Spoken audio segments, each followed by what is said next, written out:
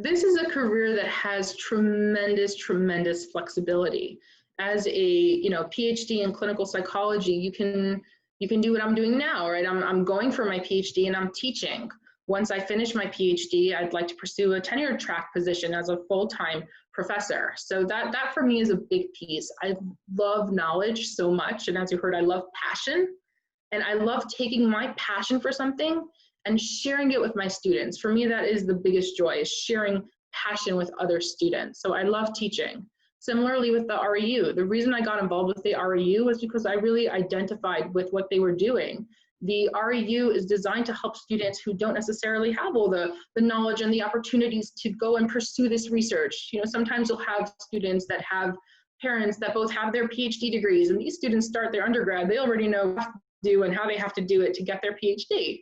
And then you have other students like myself who didn't come from that type of background, right? My parents didn't go to college, but I wanted to learn. I just didn't know where to learn. And once I went through that steps with, like I said, Dr. Glenn Haas, Dr. Laura Rabin, I got lucky. I had the most amazing supports, and you were all lucky because you're all at Brooklyn College, so you will have those amazing supports, but not everyone has that access. So within the REU, I enjoy that I get the opportunity to mentor students and help them get towards their goals. Another thing I enjoy about the career is the opportunity to really advocate for, I'd say, communities that don't really have either the same opportunities, or to share knowledge would be another form. So let's say I'm involved in a clinic and we do a lot of research on trauma, on PTSD, and having the opportunity to talk to different organizations and let them know, what's available for trauma treatments, where's the latest research holding, what can we do to help people. So I love that.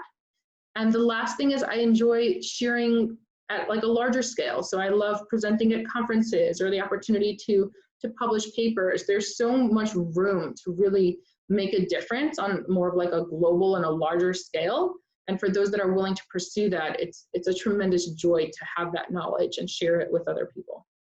So there are a lot of challenges in pursuing a doctoral program. The number one challenge is a work-life balance. This is a degree that is not a 9-to-5 job. There's so many things you can do with it, right? You can become a teacher, you can become a supervisor of a clinic, or you can become a department chairperson, right? There's so many opportunities, clinical work, research work, teaching work, and the research itself specifically, it doesn't run on a 9-to-5 job. So sometimes you have these grants that are coming up, and you can so easily stay till 9 o'clock at night, 10 o'clock at night, waking up at 5 in the morning. There's so much to do. And especially in the field, you need to have a passion to maintain it. But to balance that out, you don't want to compromise, your personal life and your relationships and your sleep. So to really, really keep a balance is the hardest thing with this job. And I try so hard, I fail many times, I pick up, I try again, but I think that is the line that I am learning to draw as a doctoral student currently, and I hope to continue doing that.